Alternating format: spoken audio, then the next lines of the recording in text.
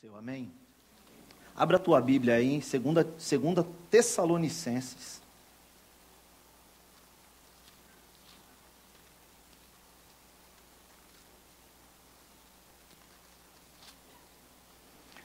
Segunda Tessalonicenses, capítulo 2.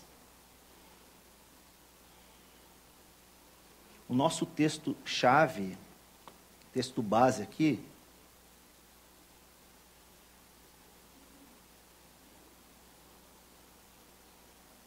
é o versículo 15, tá?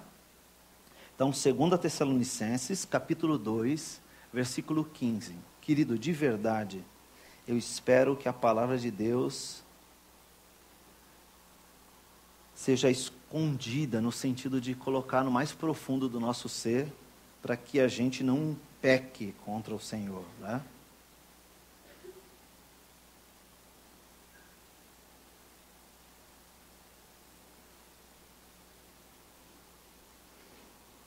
Versículo 15 diz assim: portanto, irmãos, tendo em mente todas essas coisas, permaneçam firmes e apeguem-se às tradições que lhe transmitimos, seja pessoalmente, seja por carta. Esse é o nosso texto, tá? Esse texto fala, Paulo falando da tradição dos apóstolos, ok?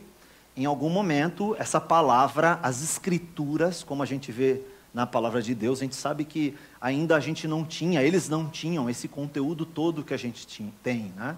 Não havia pretensão das cartas paulinas, essas cartas neotestamentárias, os textos neotestamentários, os autores não tinham essa pretensão de se tornar um cânon, é óbvio isso. Então o que eles tinham? O Antigo Testamento, de modo geral. Aqui já tinha algumas cartas de Paulo e a vida de Jesus, os ensinos de Jesus. Então os ensinos de Jesus chegaram até os apóstolos, e os apóstolos transmitindo esse ensino, passou a ser conhecido como a doutrina dos apóstolos. Tá? Doutrina dos apóstolos. Então, qual era a doutrina dos apóstolos? Era a palavra de Deus que eles conheciam na época, o Antigo Testamento, o material judaico, bem como os ensinos de Jesus, e agora os ensinos dos apóstolos, que eram chamados de doutrina dos apóstolos, ok? Então é disso que a gente está falando, de tudo isso.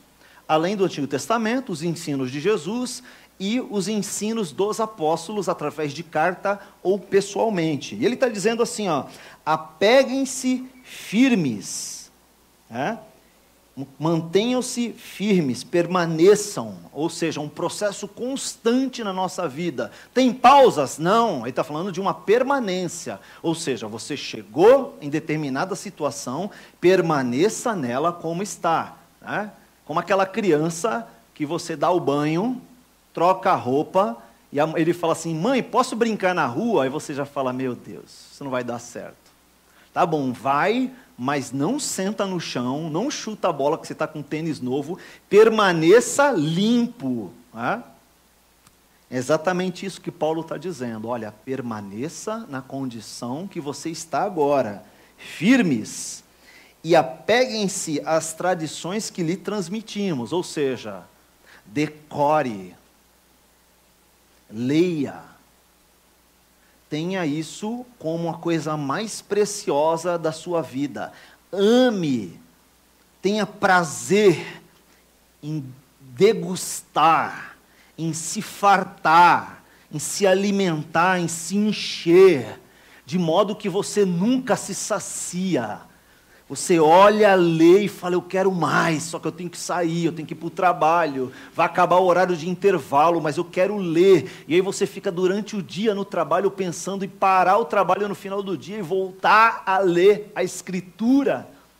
Por causa da sede, como a corça anseia pela água, você deseja a palavra de Deus.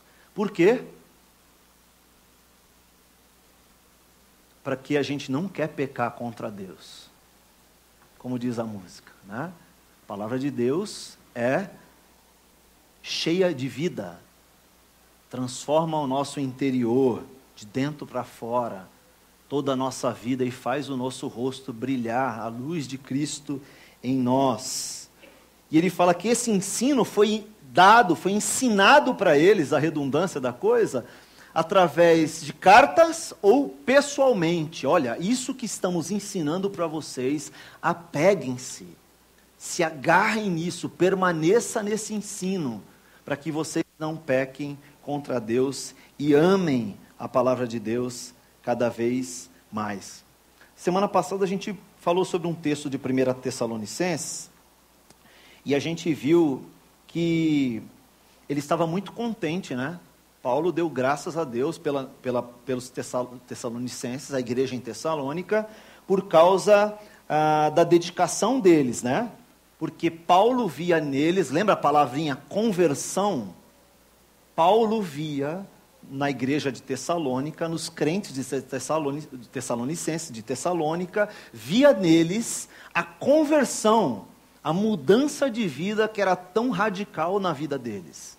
Aquela ideia de que o que roubava, não roube mais. O que mentia, não minta mais.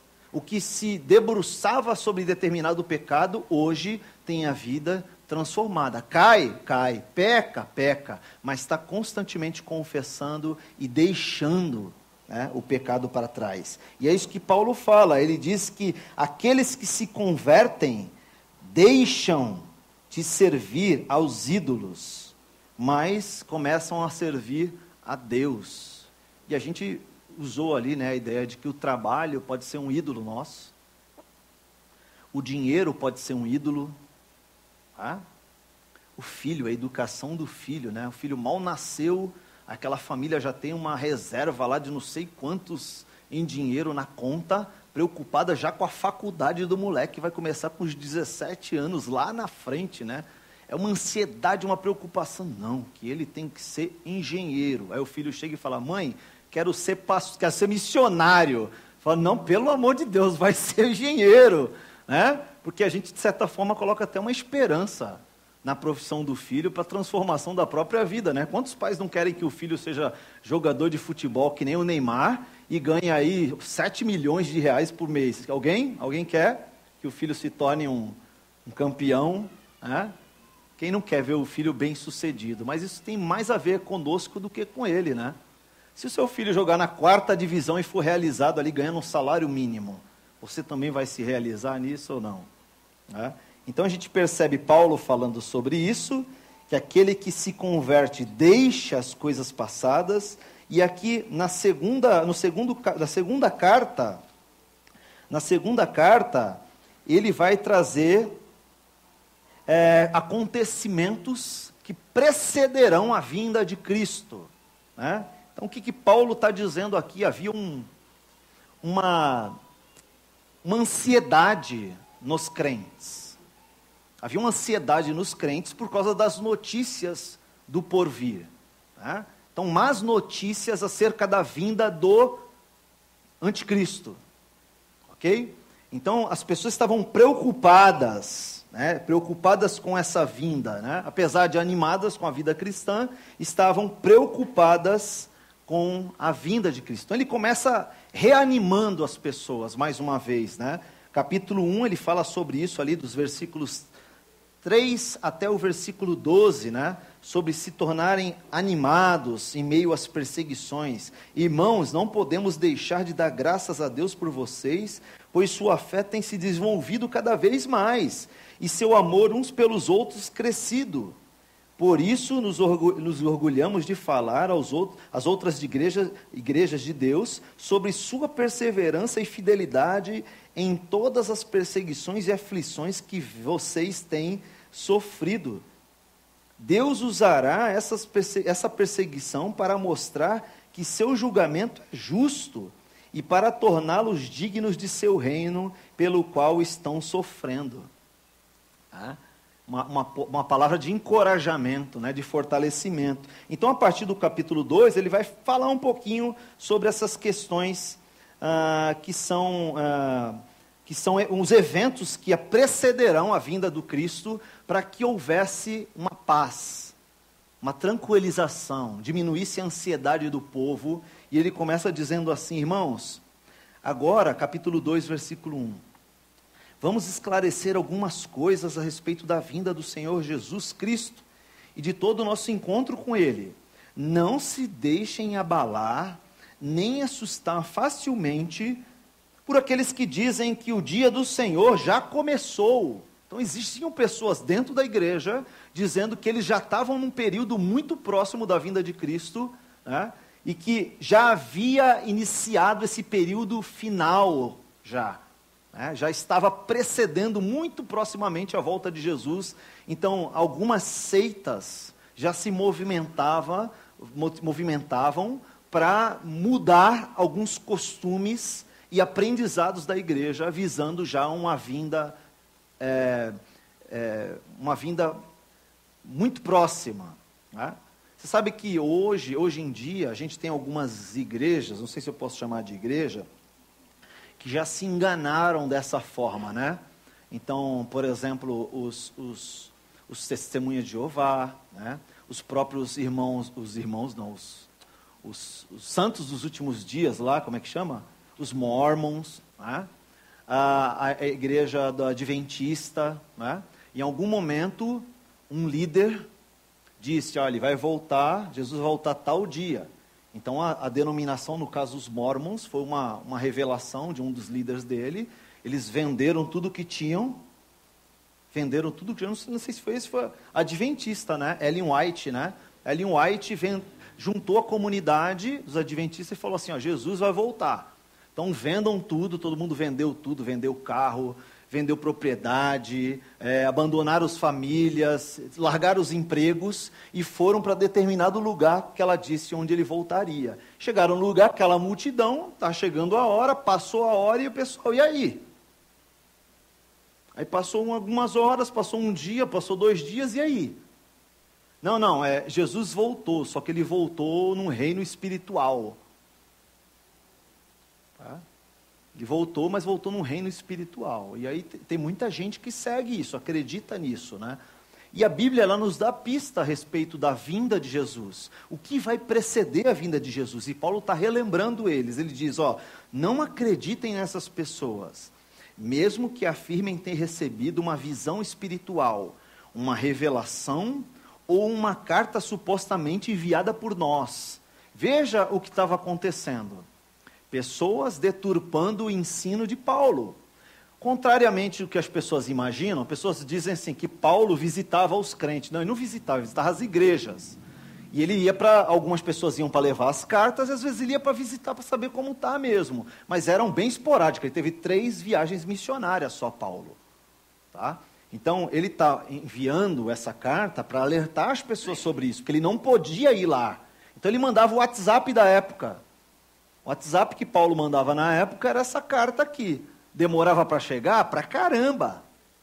Né? Mas era o que eles tinham, era o meio que eles tinham para se comunicar. Não confie nessas pessoas. Não se deixem enganar pelo que dizem. Pois esse dia não virá até que surja a rebelião e venha o homem da perversidade. Ele está falando aqui do anticristo, né?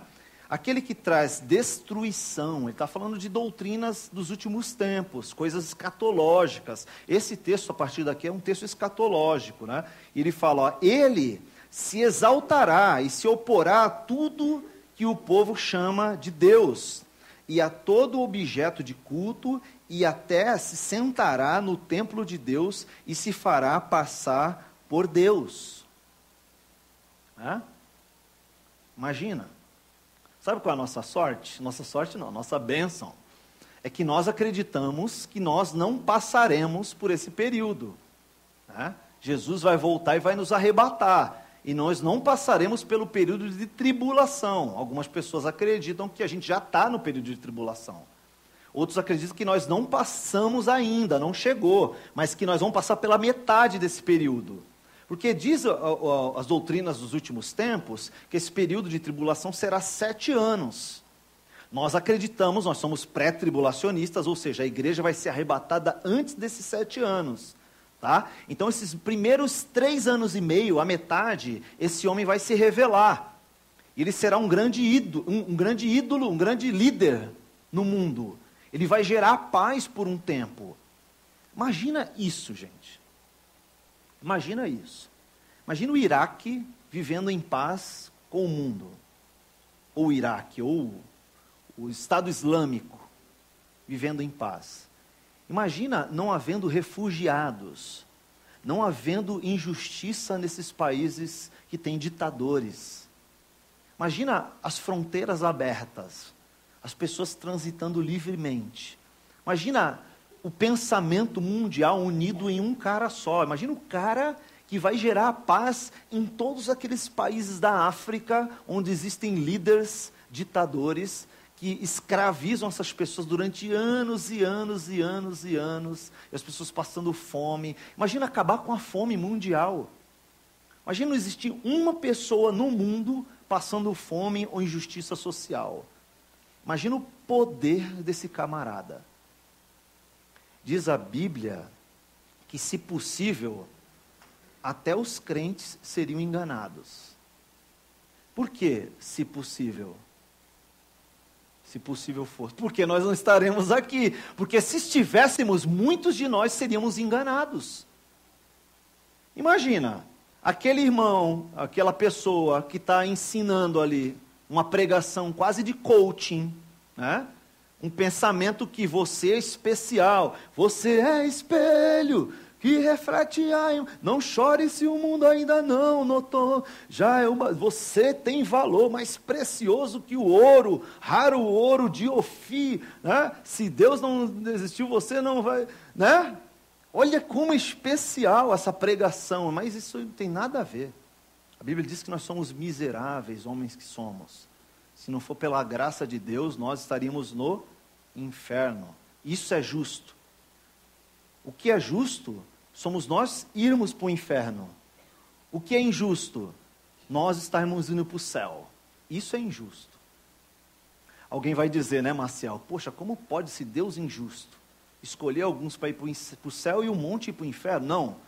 Não é injusto as pessoas irem para o inferno. O que é injusto somos nós irmos para o céu. Porque precisou o Filho de Deus morrer por nós, e isso é injusto demais. Tá? Mas ele se fez justiça por nós, graças a Deus por isso. Mas veja só, nos últimos tempos esse homem vai aparecer. Ele será um grande líder. Só que na segunda metade da tribulação, ele vai se revelar. Aí ele vai mostrar quem ele é. Todos os líderes do mundo estarão na mão dele. E aí ele sendo quem é, as pessoas vão poder resistir mais. Tá? Até que volte o Cristo com a sua igreja para destruir as obras dele e reinar com a igreja durante 1000 anos. É justamente nesse período que nós acreditamos que Deus vai acertar as contas com Israel, nesse período, e também nesse período que nós cristãos temos o benefício do galardão.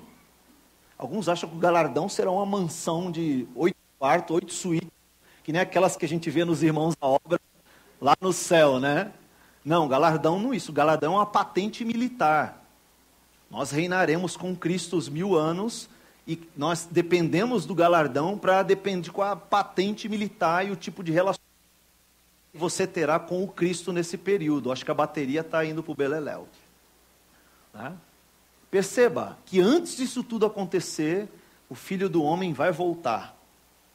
Jesus Cristo vai voltar e vai nos arrebatar.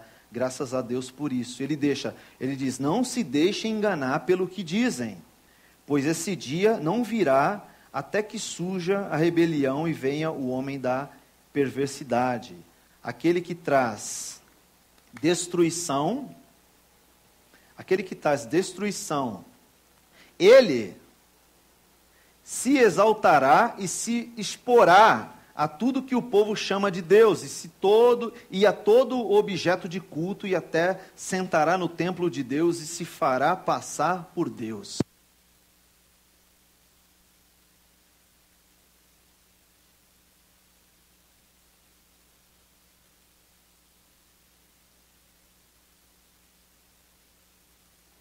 Não se lembram de que eu, obrigado Rafa, não se lembram de que eu lhes farei disso tudo quando estive aí, lhe falei? E vocês sabem o que está detendo, pois ele só pode ser revelado quando sua hora chegar. pois essa perversidade já opera secretamente e permanecerá em segredo até que se afaste aquele que a detém. Tá? Eu tenho um professor chamado Mark Ellis, Dr. Mark Ellis. Mark Ellis é americano, é uma graça, eu amo aquele cara, ele é muito piedoso, né? Muito piedoso, um cara que dá aula de teologia e chora no meio da aula, assim, é muito piedoso. Ele é do Nebraska, que é a região norte dos Estados Unidos, quase divisa ali já com o Canadá, fazenda, neve, sabe aqueles filmes, tipo, Vivendo no Alasca? Tem uma época que a região onde ele mora lá fica assim, né? Neve demais, aqueles pinheiros cheios de neve, então cavalos, os caras andam a cavalo. Aquela região onde os índios americanos predominavam, né? Antes do descobrimento lá. E ele fala o seguinte, ele é muito estudioso dessas doutrinas dos últimos tempos, né? Desde o período intertestamentário até a vinda de Jesus, ele é muito estudioso, e principalmente de doutrinas dos últimos tempos, escatológicas, né? Apocalipse, o Daniel, as semanas de Daniel. Então ele tem uma forma de interpretar tudo isso, e não só ele, eu conheço outros professores que têm. Pelas contas deles, para resumir a história, aquelas 70 semanas de Daniel, para eles estão falando de milênios. Estão falando de 7 milênios. Eles têm a conta deles lá, como eles chegam àquilo, não é alegórico, mas eles chegam a uma conta de 7 milênios. E eles vão contar de Adão e Eva até Cristo, quantos milênios dá. Até a volta de Cristo, né? Até a volta de Cristo. Então eles vão contar períodos, mais ou menos, de Adão e Eva até o rei Davi. E eles encontram pontos focais da história que vai mostrar essas datas. Então, de Adão e Eva até a próxima volta de Cristo, conta-se 6.000 anos. E pelas contas históricas, a gente não tem muito certo como chegar à conta exata, porque se perde algumas datas no caminho. Já está chegando aos 6.000 anos já. Sendo 7.000 anos, esse sétimo milênio, esse milênio de reinado de Cristo com a igreja. Então a gente já está no final para a volta de Cristo. Na conta deles não resta muito mais do que 40, 50 anos. Nem pode. Porque se passar muito disso, toda essa conta está errada, tem que começar tudo de novo. E aí não se sabe como que vai chegar essa conta de novo. É claro que você não sabe a data, porque a Bíblia fala que nem o Filho do Homem sabe. Nem o próprio Jesus sabe. E aí é uma controvérsia, né? Ninguém sabe se hoje ele já sabe que está lá no céu. Mas o texto final, a palavra final é que nem o Filho do Homem sabe, só o Pai sabe a hora. Então, mais ou menos a conta do Mark Ellis é mais ou menos uns 30 anos. Tem o outro pastor Carlos Oswaldo, que eu acho que é mais cedo ainda, a previsão dele, mais ou menos. O certo é que não se exige muito mais de 100 anos não passa para a volta de Cristo. É muito provável que a nossa geração veja, pessoas que estão vivas hoje, vejam a volta de Jesus. É para dar um glória a isso, gente? Porque a gente anseia por isso, a gente tem que viver ansiando por isso, pela volta do Cristo. Vai ser muito melhor do que aqui, gente. Acreditem, o seu carro não se compara à glória futura. Não é que vai ter um carro de 200 metros lá, né? Que vai ter um ar-condicionado cibernético, vai funcionar... Não! É que a vida de serviço no céu vai ser muito, infinitamente melhor do que isso aqui. A Bíblia diz que lá não haverá choro, não haverá tristeza, não haverá rancor, mágoa, problemas, pecados, falta de dinheiro. Não precisa de dinheiro lá, oh glória a Deus por isso, né? Você não vai precisar de casa, você não vai precisar de cama, não vai. Lá vai ser um lugar assim que você vai aproveitar todos os segundos, e os segundos vão durar milênios, os milênios duram segundo, não tem tempo, não tem hora, não tem nada. É só você olhar para o Pai eterno, e você olhar para Ele, Ele olhar para você, e você se relacionar com Ele diretamente, sem pecado, sem problema, sem tristeza, para a eternidade. Que bênção! Só que o entendimento dessas datas também nos dá o entendimento de que é muito provável que o anticristo já está vivo. Ele já está aí. Quem é? Bolsonaro? O Lula? Não sei quem é. Claro que não são essas pessoas, apesar dele chamar Messias, né? Vai que eu não ponho a mão no fogo, não.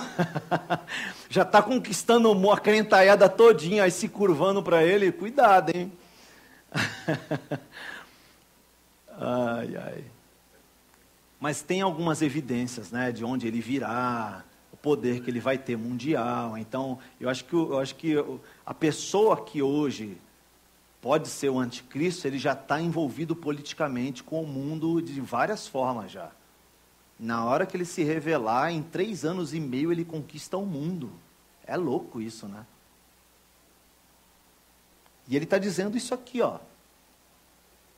Então o homem da perversidade será revelado, mas o Senhor Jesus o matará com o sopro da sua boca. Ah, meu Deus, é tão frágilzinho diante do Senhor, né? E o destruirá com o esplendor da sua vinda. Esse homem virá para realizar o trabalho de Satanás, com poder, sinais e falsas maravilhas. Ô louco! Sabe qual é o alerta aqui, querida? Às vezes aparece, lembra a semana passada que eu falei de um evento que teve aqui em São Paulo, né? Às vezes aparecem umas novidades assim. Ah, o ministério do pastor tal está bombando, tem 5.000 jovens, cuidado. O pastor Dr. Carlos Oswaldo dizia assim, ó, se aparecer alguém pregando alguma coisa diferente, cuidado. Porque tudo que tinha que ser estudado e pregado durante 2.000 anos aí pelos estudiosos, gente, já se alcançou. Não tem muito mais novidade para se achar no texto bíblico, não. Agora é só expô-lo como as ideias e os pensamentos dos comentaristas já estudaram e já fizeram. Ok? Então, se aparecer alguém falando, não, tem uma novidade agora. Se você pular com a perna só e girar 3 vezes, você vai ser batizado no Espírito e você vai pregar. Fiquei até tonto agora. Fiquei mais tonto. Você vai pregar em 200.000 pessoas e você vai falar o evangelho e tal. Às vezes parece uma criancinha aí, né? De vez em quando aparece nas igrejas, uma criancinha de 8 anos pregando e todo mundo, coitada, expondo a criança a situação daquela. Olha, essa criança tem uma unção especial. Daqui a pouco, passa 5 anos, ninguém fala mais da criança, ninguém vê. Não é assim que acontece? Quando aparecer uma novidade, cuidado. É isso que Paulo está dizendo. Nos últimos tempos, aparecerão pessoas assim. Tomem cuidado com essas pessoas. Elas farão, inclusive, sinais e falsas maravilhas. Lembra aquele texto que Jesus fala sobre o fim dos tempos? Ele diz assim, naquele dia, muitos virão a mim, dizendo assim, Senhor, Senhor, nós profetizamos em teu nome, nós fizemos milagre em teu nome, né? Nós expulsamos demônios em teu nome. E Jesus falou assim, naquele dia, eu vou virar para você e dizer o quê? Nunca te conheci. Apartai-vos de mim, vocês que fazem o quê? Praticam a iniquidade. Caramba! Veja, pessoas farão milagres e o texto não rebate, Jesus não rebate. E aqui também Paulo não está rebatendo. Esse cara, com poder, ele está dizendo, com poder e sinais, fará coisas incríveis aos olhos das pessoas. Veja o que Paulo está dizendo, isso não será o crivo de vocês.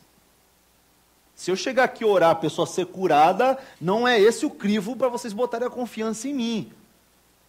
Vocês têm que consultar nas escrituras o que eu estou falando, se é verdade ou não. Se eu chorar, espernear, fazer a luz apagar sozinha aqui, depois voltar, não confie nisso. Confie na vida piedosa e na exposição das escrituras. É isso que os caras faziam lá em Atos. Consultar nas escrituras se o que eu estou falando é verdadeiro ou mesmo. Você tem que fazer isso. Ah, pastor, mas a gente confia no Senhor. Não faça isso. Não faça isso. Confie em Deus. E busque as escrituras para conferir que se eu estou falando é verdade mesmo. Vá em outros pregadores, em outros teólogos. Meu pastor falou um negócio domingo lá. O que você acha disso? Ok? Façam isso, porque nos últimos tempos as pessoas farão milagres. Farão milagres. Não leve isso em consideração para tomar a tua decisão, para decidir se aquela pessoa é de Deus ou não. Veja, Sinais acompanharão falsos profetas, falsos mestres e até o anticristo. Por isso que, se fosse possível, até os crentes seriam enganados. A nossa bênção é que nós seremos levados antes. Imagina, entra um cara aqui agora e fala, Deus mandou eu orar aqui. Aí eu vou falar o quê? Ô, amigão, não, aqui não. Ele vai falar assim, tá curado em nome de Jesus. Aí tem um, sei lá, tá o Felipe lá no fundo. Aí o Felipe fica em pé na hora e vem correndo aqui na frente. Você vai acreditar só porque o Felipe levantou da cadeira e ficou curado? Diz o texto que o anticristo fará sinais a esse ponto. Então tome cuidado com isso. O texto está dizendo, olha, e com todo tipo de mentira perversa para enganar os que estão caminhando para a destruição, pois se recusam a amar e aceitar a verdade que os salvaria. Olha isso. O que Paulo está dizendo? Essas pessoas serão enganadas pelo anticristo, por pessoas falsas que pregam falso evangelho, porque elas se recusam a aceitar a verdade. Do que ele está falando? Do ensino dos apóstolos. Perceba? E ele diz, olha, versículo 11, portanto, Deus fará que sejam enganados e eles crerão nessas mentiras. Deus vai permitir que essas pessoas acreditem nessas mentiras. Então serão condenados por ter prazer no mal em vez de crer na verdade.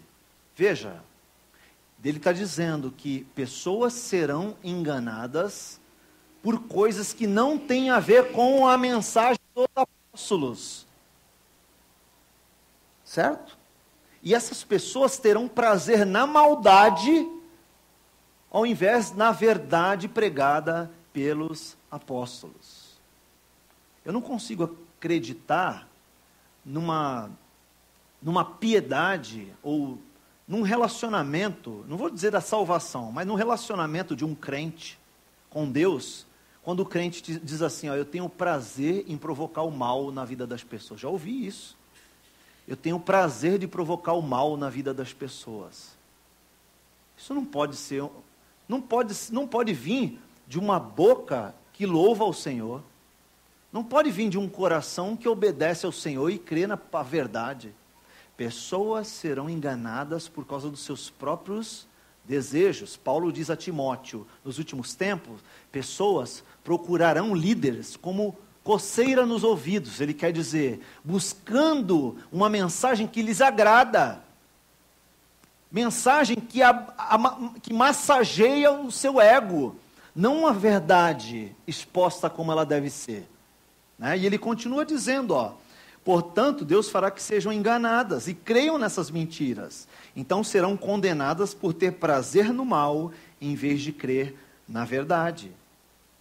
E ele vai falar assim, agora vocês fiéis, vocês devem permanecer firmes, porque o tempo não chegou ainda.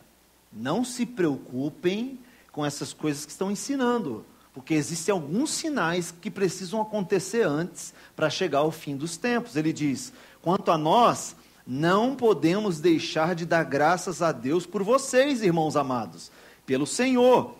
Somos sempre gratos porque Deus os escolheu para estarem entre os primeiros a receber a salvação por meio do Espírito, que os torna santos e pela fé na verdade.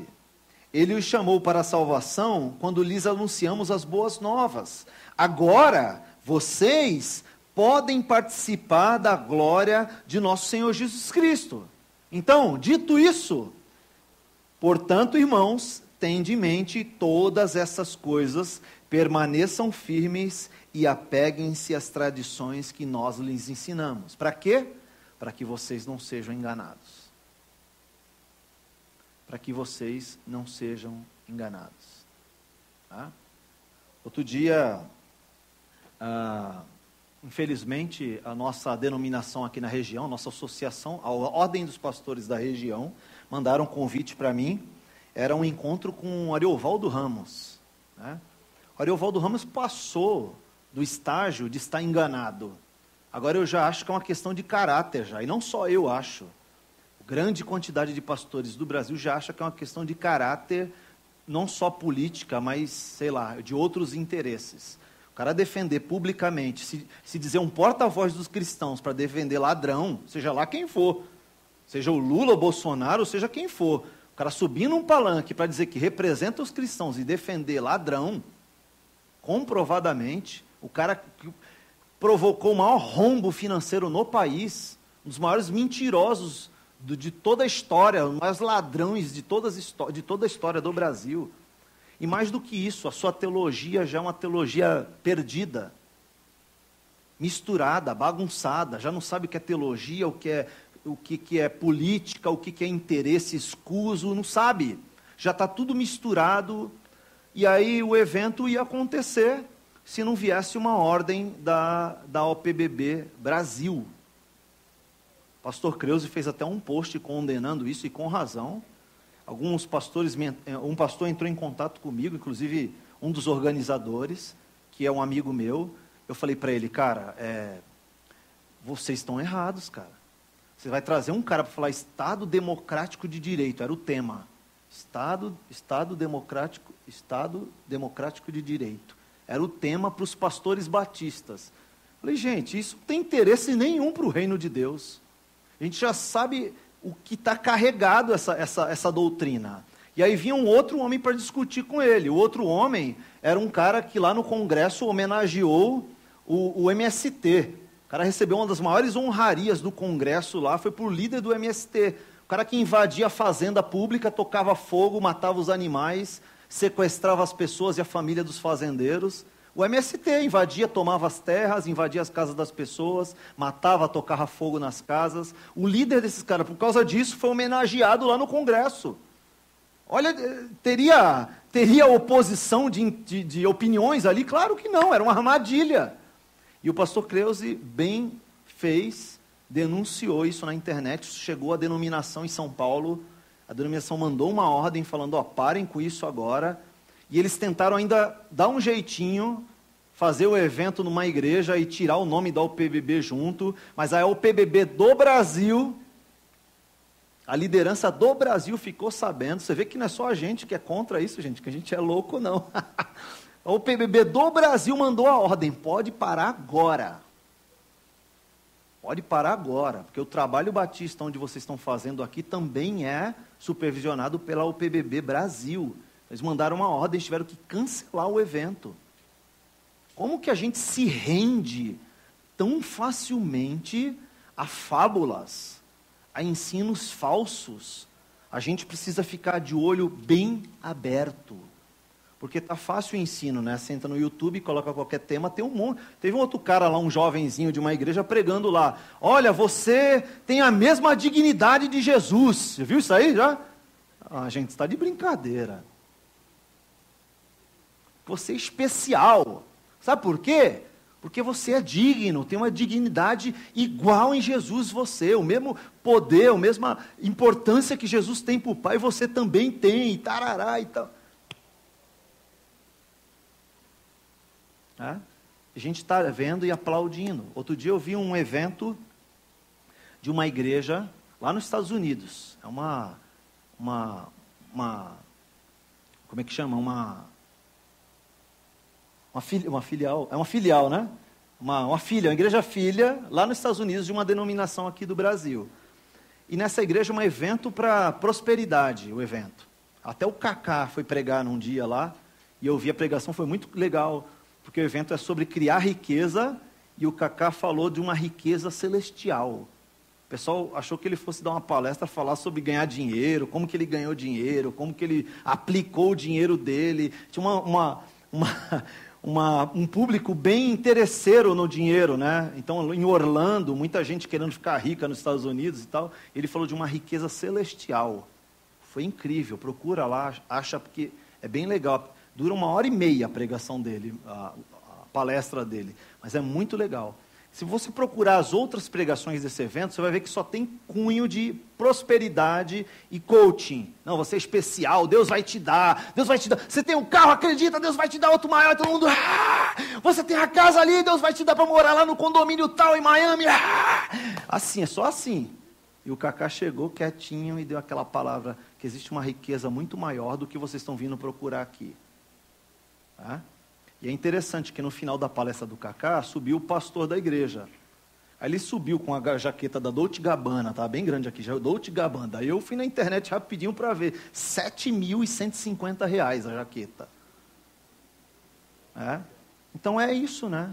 Eu vendo para você aquilo que você quer, que eu também tenho, então a gente se junta e vai atrás de algo que a gente acha que é importante para a gente. As pessoas procurando líderes que falem aquilo que ela quer ouvir.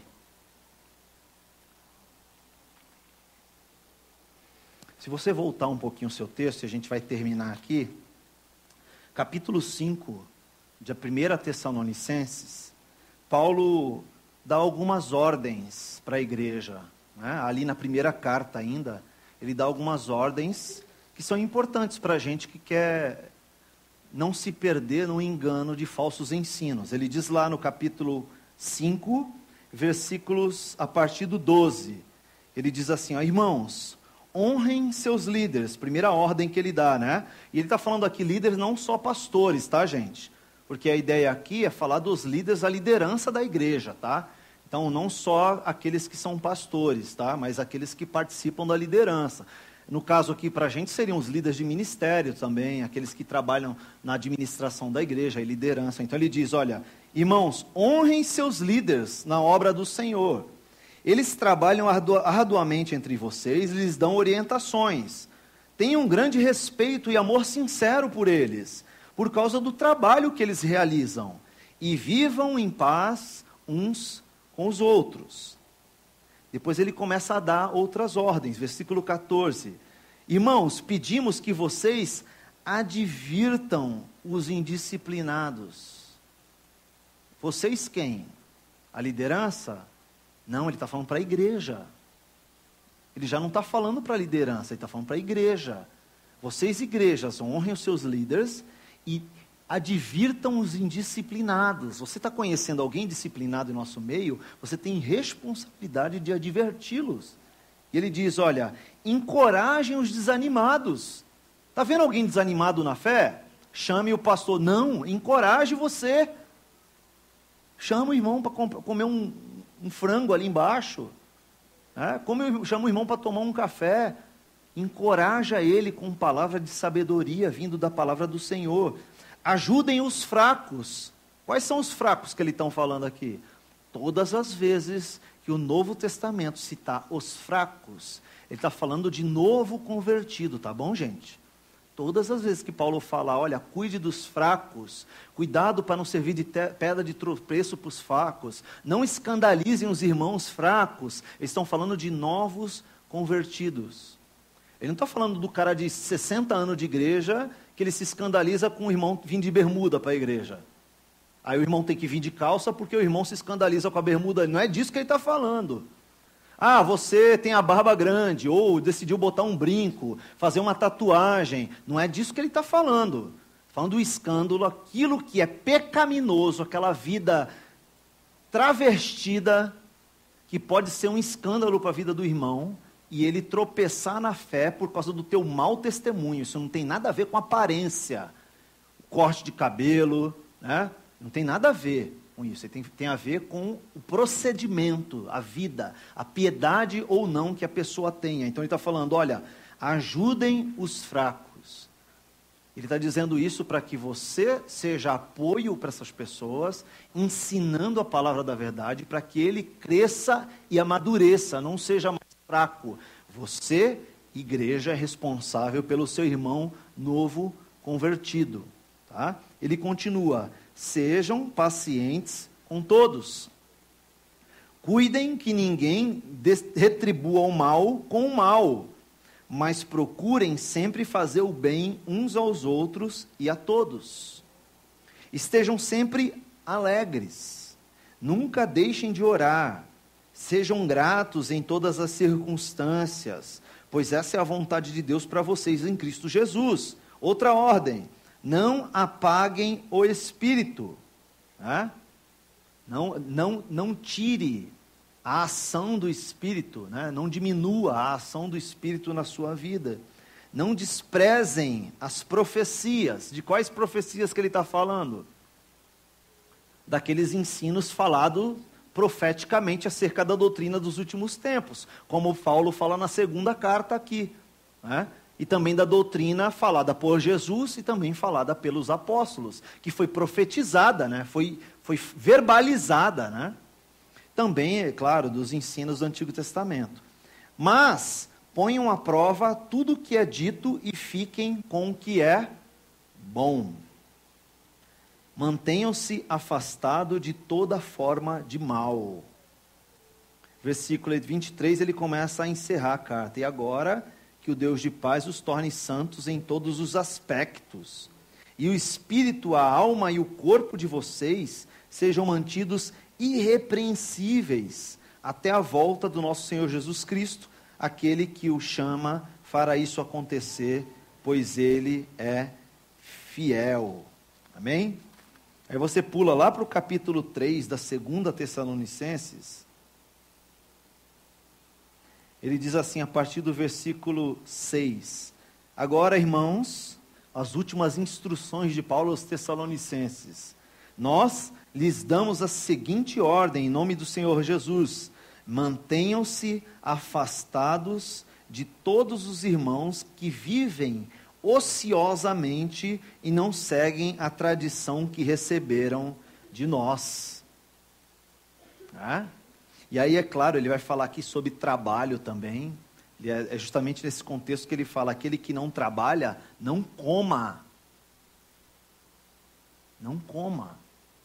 A importância do trabalho, e não só um trabalho que lhe rende dinheiro, lucro, para o autossustento, mas também essa vida dedicada ao Senhor, que é o contexto maior, está nos ensinando, né? Então ele diz, olha, você mantenha-se longe daquelas pessoas que vivem ociosas.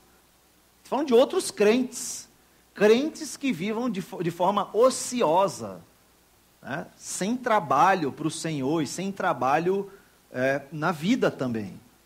Dessas pessoas você deve permanecer longe, pois não sabem que devem seguir o nosso exemplo. Não ficamos ociosos quando estivermos com vocês. Ele vai falar do trabalho que Paulo, realizou entre os cristãos, né? Versículo 13, ele vai terminar dizendo assim: quanto a vocês, irmãos, nunca cansem de fazer o bem. Observem que quem se recusa a obedecer aquilo que lhes digo nesta carta, afastem-se dele para que se sinta envergonhado. Não considerem como inimigo, mas advirtam-no como a um irmão. E aí, em outra oportunidade, ele vai dizer que se esse irmão permanecer assim, ele deve ser excluído do ambiente, do convívio da comunidade, né? Veja como essa tônica da disciplina dentro da igreja é muito enfatizada por Paulo, né? E talvez na nossa pretensão a gente vai dizer assim, eu não acho que é bem assim, eu acho que é muito duro isso com a pessoa. Acho que é muito radical. E a gente vai discordar do apóstolo Paulo. Sei lá, 80% do Novo Testamento foi escrito por ele. Paulo era machista, a gente vai achar umas, né?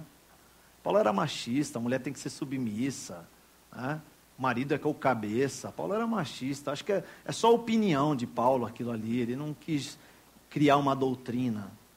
Precisamos rever os nossos conceitos.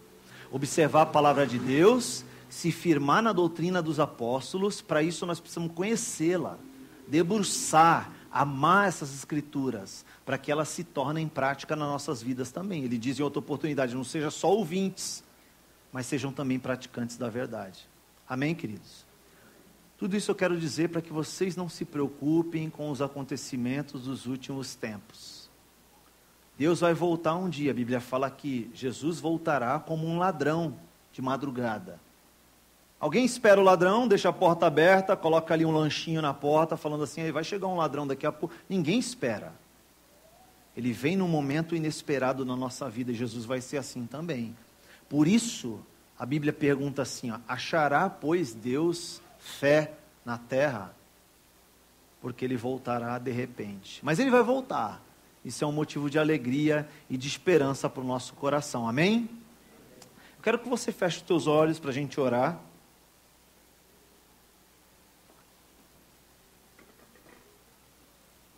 A gente vai ter um momento de ceia agora. E a Bíblia fala para a gente tomar a ceia. Mas antes disso, a gente fazer um autoexame. Avaliar se a nossa vida tem sido coerente com aquilo que a gente diz, com aquilo que a gente estuda, com aquilo que a gente crê.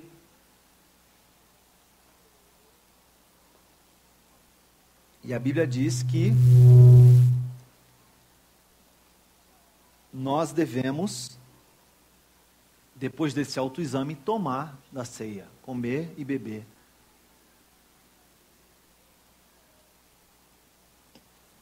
Fale com Deus então,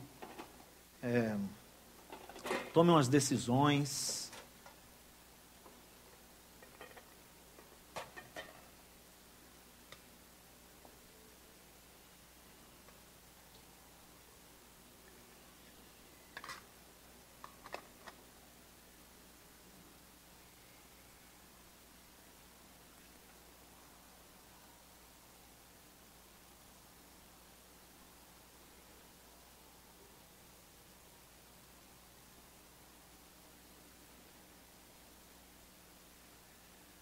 Veja que há uma relação entre não se atemorizar com más notícias e andar em obediência aos ensinamentos de Cristo.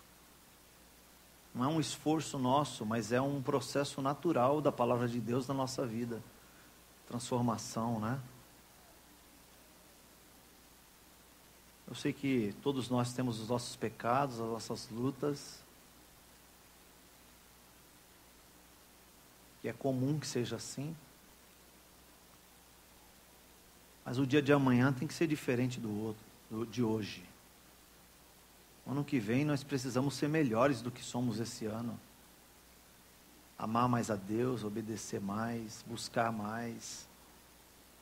Não pare, irmão, não perca a dimensão do crescimento, não. Continue, siga em frente.